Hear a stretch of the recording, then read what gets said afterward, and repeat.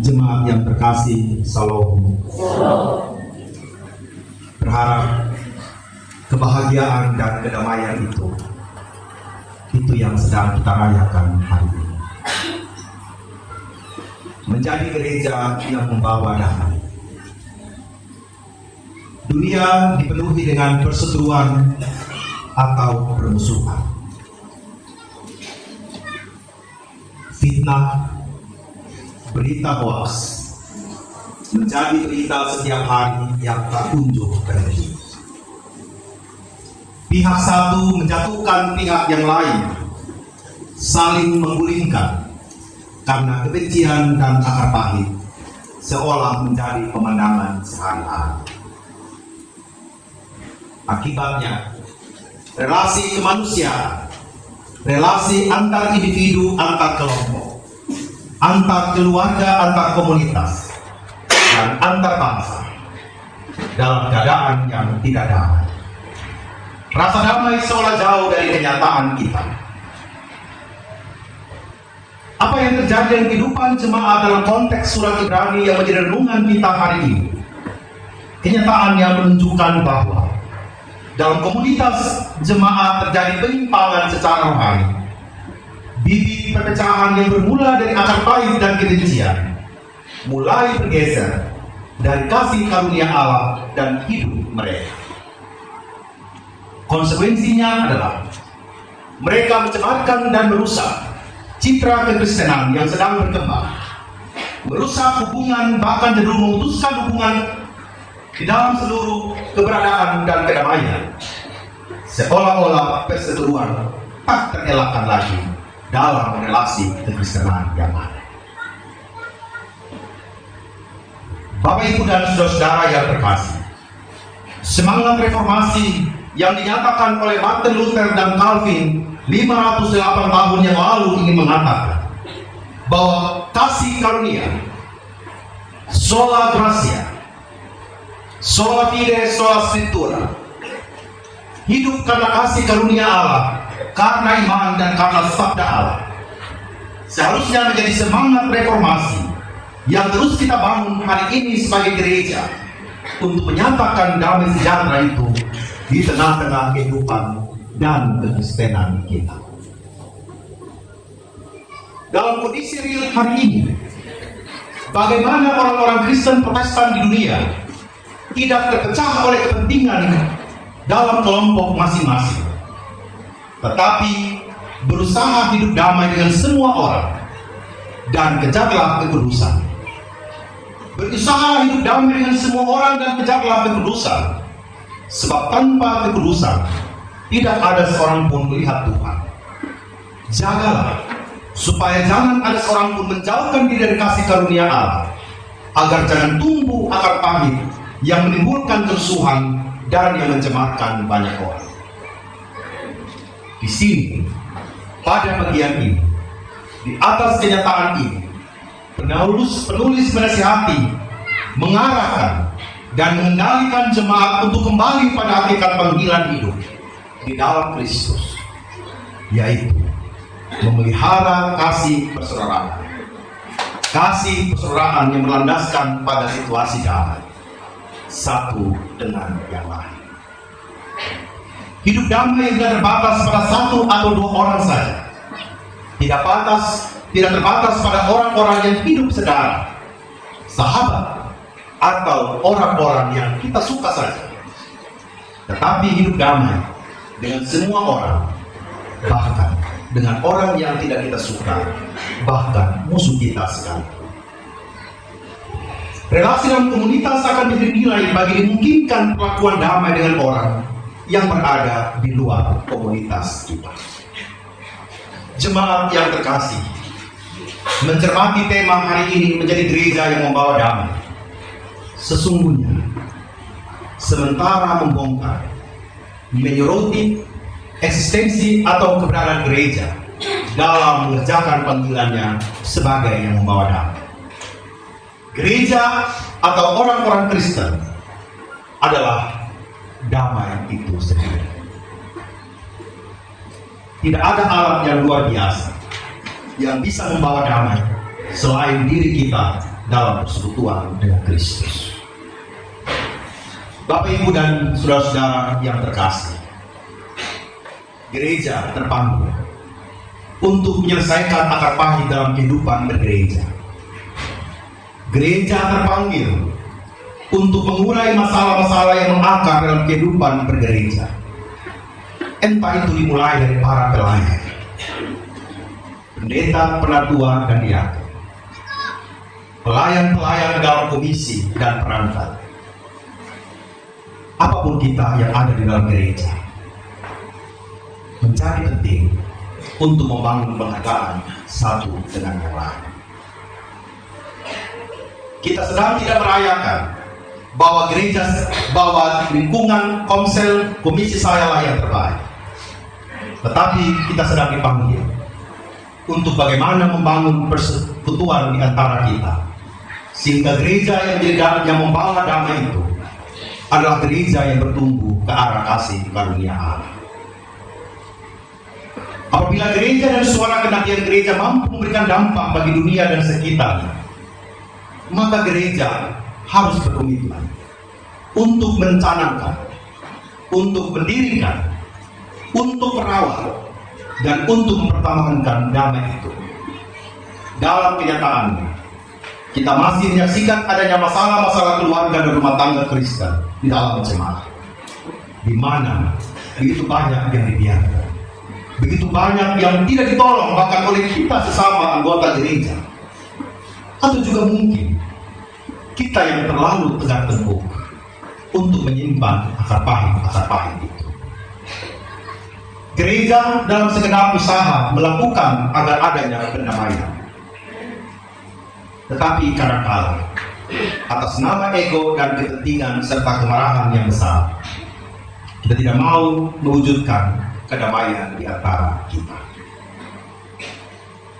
Bapak Mama, kalau kita berdamai, kita harus siap kehilangan. Siap kehilangan harga diri kita.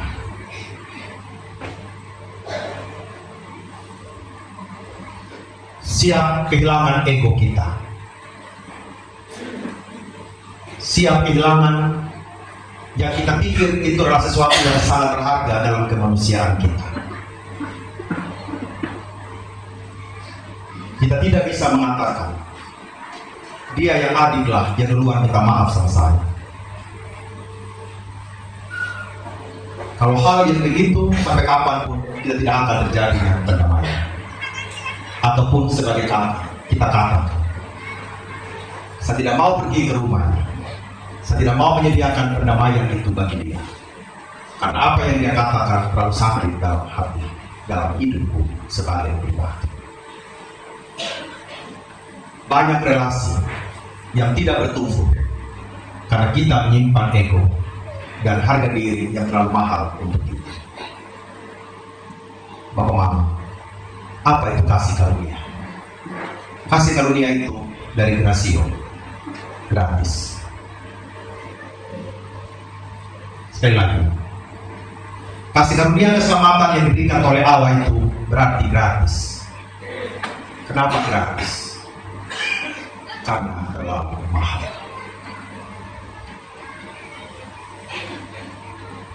Terlalu mahal kasih karunia Allah.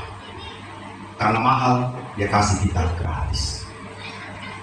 Tidak mampu kita membeli dengan apapun juga. Papa Mama, kalau kita mau damai, anggapkanlah ego dan harga diri kita yang menjulang tinggi itu, yang sangat mahal untuk kita berikan kepada orang lain. Mengalah itu terkadang kelihatan bodoh, kelihatan tak berharga, tetapi sejatinya kita menemukan Tuhan dalam kasih karunia itu. Gereja ada sampai sekarang karena kasih karunia Allah. Bapak Ibu bisa bayangkan bagaimana para pendahulu martir itu dibunuh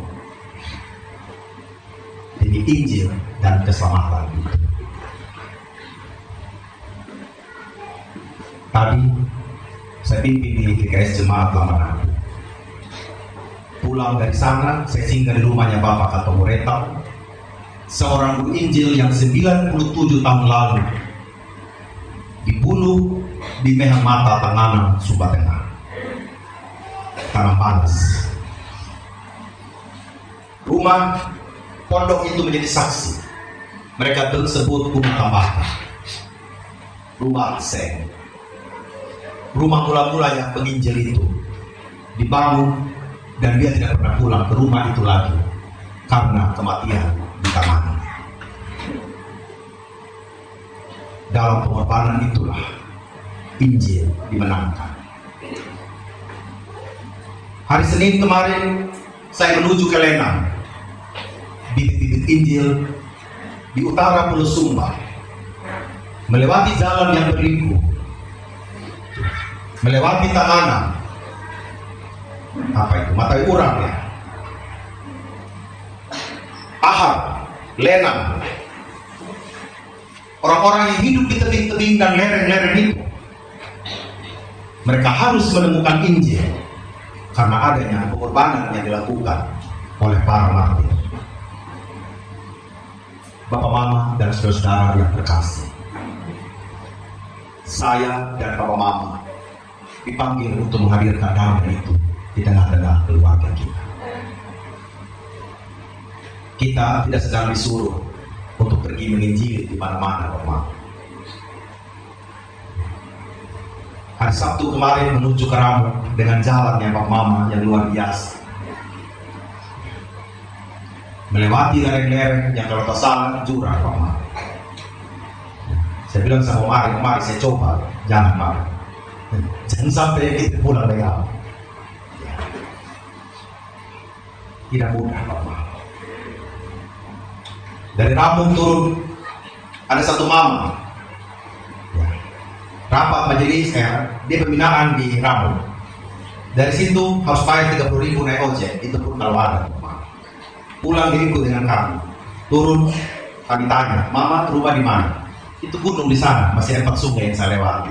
Sudah pukul 6:30, Bapak. Bapak Ibu bisa bayangkan 6:30 dia jalan lewat 4 sungai yang sedang hujan di sana, banjir iya, ular-ular pasti muncul, Bapak. Kita bayangkan orang lebaran ke gereja lebaran hanya lewati 4 gang, itu pun aspal, Bapak. Tapi susah ditahan. Rumah kita di balik tembok-tembok di gereja, tapi kita hanya maloi saja. Itu pun kalau kita maloi. Kita tidak dipanggil menginjil di lereng-lereng itu, Bapak, Mama. Suatu malam minggu kami tidur sudah. Saya, Om Ari, Pak Abner, kita sepakat. Pokoknya kalau bangun pergi kamar mandi, semuanya bangun 3-3. Karena apa? Baru cerita tentang tuyul, Bapak. Gitu. So, Pak Pendeta bilang itu tuyul hadir tiap hari, Pak Pendeta, dan terganggu sama saya. Bahkan tuyul itu menawarkan kehidupan yang lain kepada Pak Pendeta.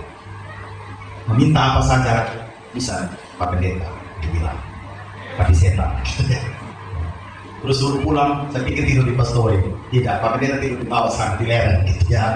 Rumah panggung dan kita bertiga gitu ya. Ada satu ibu dan anaknya. Saya bilang ini kalau kamar mandi kayaknya harus bangun sama-sama. Kalau tidak ada kena corak gitu ya, dari tuyul.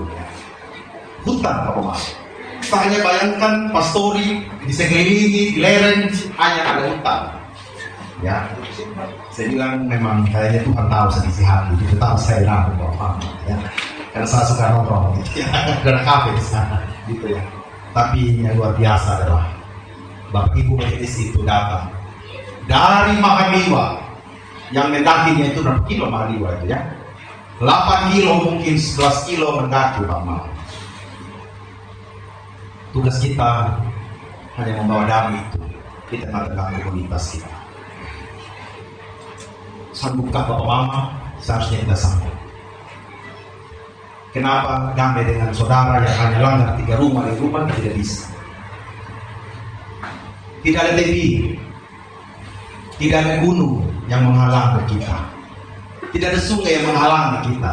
Sekarang juga sungai Panapa, ada jembatan Panapa, Bapak, Mama ya. tidak ada halangan untuk kita saling damai dengan yang lain. Tapi kayaknya damai itu masih susah dan masih jauh, masih berat buat hidup kita. Oleh karena itu,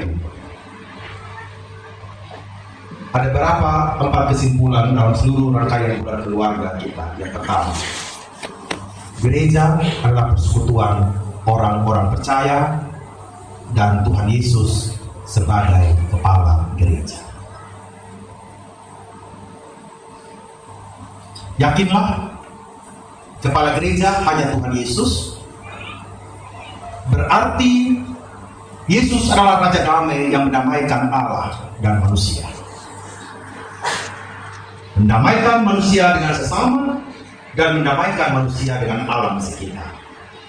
Dengan demikian kita menyimpulkan, gereja atau orang Kristen adalah damai itu sendiri. Kedua, gereja adalah damai itu sendiri. Maka panggilan gereja yang hidup pada segala zaman dan tempat adalah untuk mengerjakan damai. Sekali lagi, gereja adalah damai itu sendiri. Maka panggilan gereja yang hidup pada segala zaman dan tempat adalah untuk mengerjakan damai, bukan mengerjakan yang lain. Ketiga, modal damai yang hakiki adalah penyemangat. Modal damai yang hakiki akan menjadi penyemangat dan pendorong untuk hidup di tengah masyarakat. Papa Mama, kalau kita mau berbagi hidup, itu berlandaskan damai, bukan yang lain.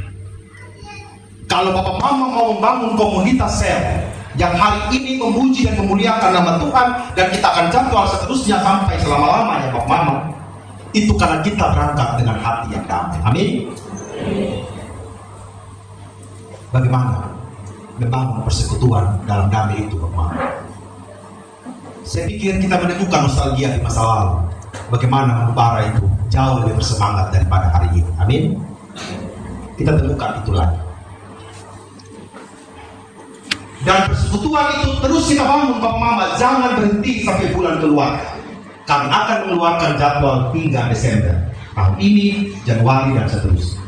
Kita menyanyi Bapak Mama. Daripada huru-hara tempat yang tidak jelas, kita menyanyi. Sepakat ya? Keempat, rumah tangga atau keluarga dan gereja terpanggil untuk senantiasa hidup dalam damai. Sekali lagi, rumah tangga atau keluarga dan gereja terpanggil untuk senantiasa hidup dalam damai. Tuhan menolong dan menguatkan kita semua. Selamat merayakan 508 tahun reformasi gereja. Gereja Protestan dipanggil untuk menghadirkan damai Allah. Amin untuk firman Tuhan.